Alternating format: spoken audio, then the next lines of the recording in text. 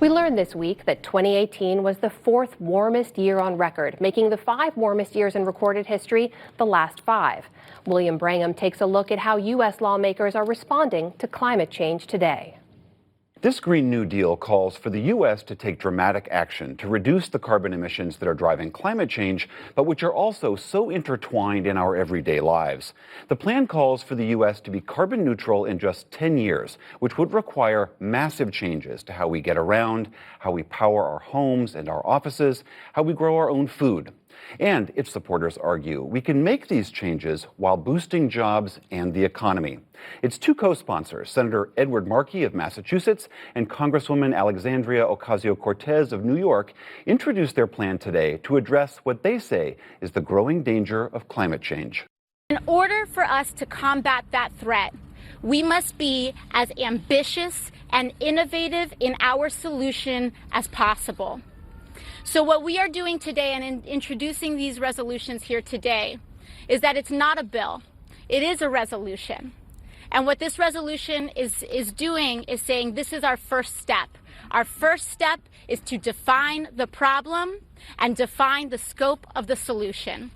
And so we're here to say that small, incremental policy solutions are not enough. And Senator Edward Markey joins me now. Welcome to the NewsHour. Thank you. Glad to be here. Before we get to the substance of this, I should also say there are parts of this that deal with housing and unions and jobs and wages and all of that. But I really want to talk to you about the climate change impact of this. Make the case why we need this deal. The case is scientific. Both the United Nations scientific community and every single U.S. federal agency in the Trump era have now said that it's much worse than we ever thought it was going to be. The threat of climate change. The threat of climate change and what the impact could be on our country and on the planet. And now they point towards 2030 as the year that we have to target if we're going to avoid the worst, most catastrophic consequences of climate change. Now, we saw the wildfires out in California. We see the storms, which are far more dangerous than they ever were before. It cost our country $300 billion last year just to deal with the impact of climate change. The costs that we have been incurring this past year are evident, as you've laid out. The costs of the proposals that you're putting forward in this plan are also costly. And I know you would argue that the benefits saved would accrue to the country enormously. But do you think that these costs are surmountable? Do you think we can generate the funds to do this? I actually don't think we have an option. The costs are prohibitive if we don't take this action.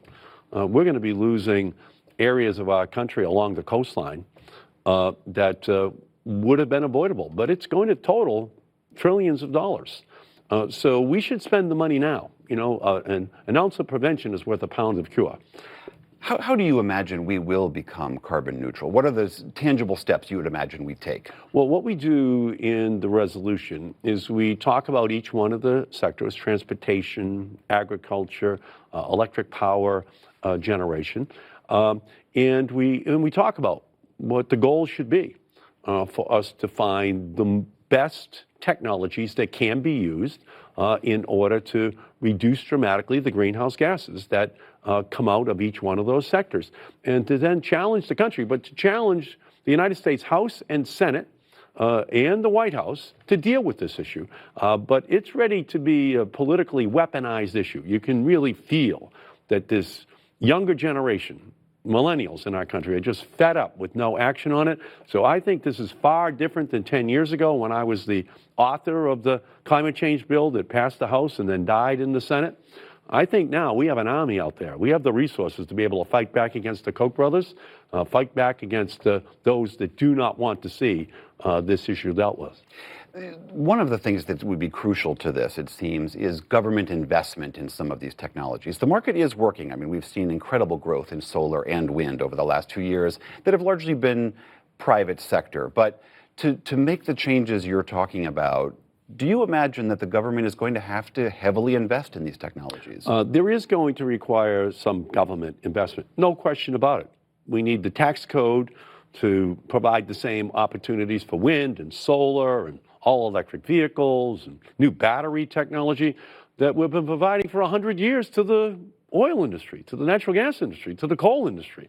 It's about time we really had a true level playing field in terms of where all these subsidies go. We have to fight every year just to continue the wind and solar tax breaks. It's just not right. So, yeah, there's going to be a federal role, but there's always been a federal role in energy policy. The nuclear power plants have federal guarantees when they're built in our country. So now we're talking about this renewable revolution. We're talking about all electric vehicles. We're talking about mandating that all new buildings in the United States are twice or 3 times more efficient than the ones that are being built today, and to refurbish the old ones so that they meet higher energy efficiency standards. But that can be a huge private sector job creation opportunity. We now have 350,000 blue-collar workers in the wind and solar industry, and there's only 50,000 coal miners left. We're going to take this up to hundreds of thousands, no, millions of workers in this sector. We need to have this become a voting issue in our country. It really wasn't back in 2009 and 2010.